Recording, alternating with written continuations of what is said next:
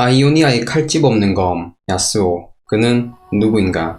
용서받지 못한 자 야스오. 그는 태생부터 그리 축복받는 존재는 아니었다. 그의 아버지가 될 남자는 이미 어린 아들을 홀로 키우고 있던 과부에게 가을바람처럼 스쳐 지나갔다. 마을 사람들은 그의 존재는 실수라고들 했으나 야스오의 이부 형제인 요네마는 달랐고 둘은 떼놓을 수 없는 사이가 되었다. 야스오와는 정반대로 예의 바르며 조심스럽고 성실한 아이였으며 검술에도 일가견이 있어 검술학원의 견습 생활을 시작하게 되었다. 그 무렵 무작정 형을 따라 검술학원에 들어간 야스오는 동급생들에겐 눈엣 가시였지만 타고난 재능을 보였고 바람의 검술 마지막 전수자인 수마올로의 제자이자 스승의 개인 호위무사라는 직책을 받게 된다. 그러던 어느 날 녹서스의 아이오니아 침공 소식이 전해졌고 침공은 전쟁으로 발발했다. 야스오는 대의를 위해 검을 뽑아들기를 열망했으나 그는 남아서 원로들을 보호하라는 명령을 받게 된다. 그러나 어리석게도 자신이 대세를 역전시킬 수 있을 것이라는 확신에 명을 어기게 되었으나 이미 전투는 끝이 나 있었고 혈흔만이 낭자한 처참한 광경이었다. 정신이 번쩍 든 야스오는 학교로 돌아왔으나 그를 맞이한 것은 자신의 목을 겨누고 있는 동기들이 새파랗게 날이 선 칼이었다. 그가 자리를 비운 사이 바람의 검술로 인한 수마올로의 죽음이 있었다. 그렇게 야스오는 도망자 신세가 되었고 자신을 추적하는 동료들을 뵐 수밖에 없었다. 결국 자신이 결코 만나고 싶지 않았던 자신의 형 요네가 찾아왔다. 야스오와 요네, 물러날 수 없는 상황에서 번쩍이는 섬광이 일었고 요네는 야스오의 적수가 되지 못했다. 그렇게 스승과 형을 잃은 야스오는 칼집 없는 검처럼 제정신이 아닌 상태로 아이오니아와 룬테라를 방랑하며 전쟁과 상실의 고통을 술로 달랬다.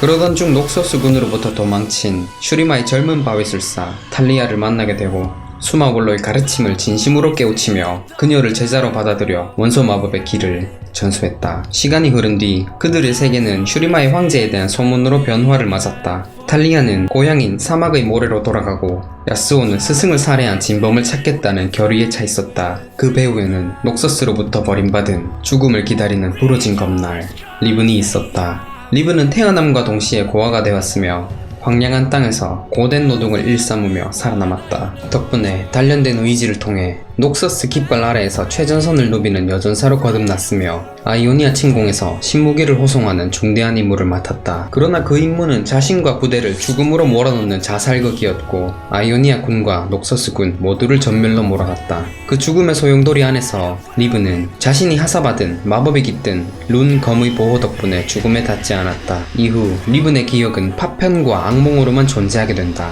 상처를 싸매고 죽은 자들을 애도한 어렴풋한 기억처럼 그녀는 자신의 목숨을 구해준 검을 증오하게 되었으며 그 검을 부러뜨리기 위해 아이오니아의 원로를 찾아가게 된다. 결국 검을 부러뜨리는데 성공을 하게 되었지만 검의 파편이 수마올로의 목을 깊이 파고들었고 결국 그 자리에서 목숨을 잃은 수마올로의 상흔은 바람의 검술로 비춰졌으며 당시 그 자리에 없던 야스오가 범인으로 지목된 것이었다. 시간이 흘러 아이오니아의 노부부에 의해 목숨을 이어가고 있던 리브는 수마올로 사망 사건에 대해 용의자로 지목되어 잡히게 되었다.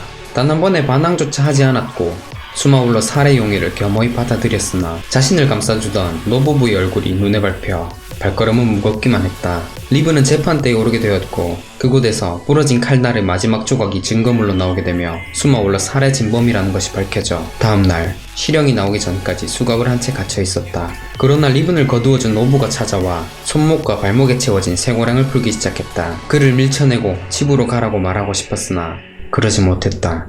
이기적인 마음 때문이었고 되도록 그와 그 시간을 누리고 싶었기 때문이다. 뒤이어 인기척이 났고 콧대의 흉터가 난 낯선 남자가 들어왔다. 무기를 들어라. 일어나서 자신의 과거를 직시하는 거다. 강력한 어조로 남자는 말했다. 리브는 검집에 담긴 검을 들고 이름 모를 남자를 마주보았다. 네가? 남자는 비웃듯 되물었다. 남자의 질문에 리븐의 기억을 뼛속까지 후벼 팠다. 명상실 안의 공기는 무거워져만 갔고 향냄새가 가득했다.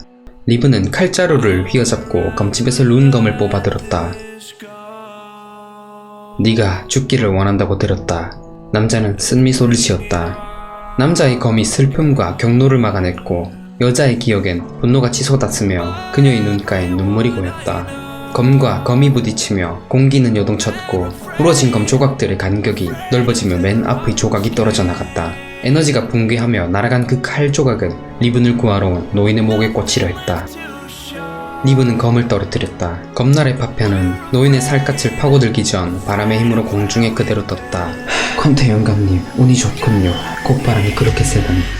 이름 모를 남자는 가쁜 숨을 내쉬었다. 리브는 노인을 힘껏 껴안으며 어깨너머로 남자를 돌아보았다. 사실이구나. 이름 모를 남자는 두 사람 쪽으로 다가와 검날 조각을 집어들며 네가 원로를 죽였으나 살해한 것은 아니다. 리브는 매 순간 찾아 헤맸던 순간이었다.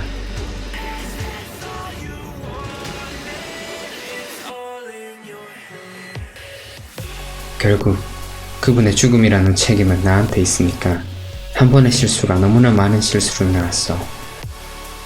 노부는 이름 모를 남자가 야스오라는 것을 알게 되었고 야스오의 말이 끝나기 무섭게 자갈 밟히는 소리가 요란하게 들려왔다. 재판을 맡은 치안 판사였다. 판사는 콧대에 흉터가 있는 남자를 보자 걸음을 멈추었다. 판사는 담담하게 말했다. 책임을 짊어지는 것이야말로 속죄의 첫 단계지, 야스오. 그럼 두 번째는요? 야스오의 목소리에는 간절함이 묻어 있었다. 판사는 차분한 목소리로 스스로를 용서하는 거다 라 하였다. 야스오는 고통에서 벗어나게 해주는 것이 무엇인지 말로 표현할 길이 없어 보였다. 리브는 오랫동안 죽음을 갈구했으나 야스오의 분투를 목격한 지금 깨닫게 되었다. 자신이 할 수 있는 가장 힘든 일은 과거를 잊지 않고 살아가는 것임을.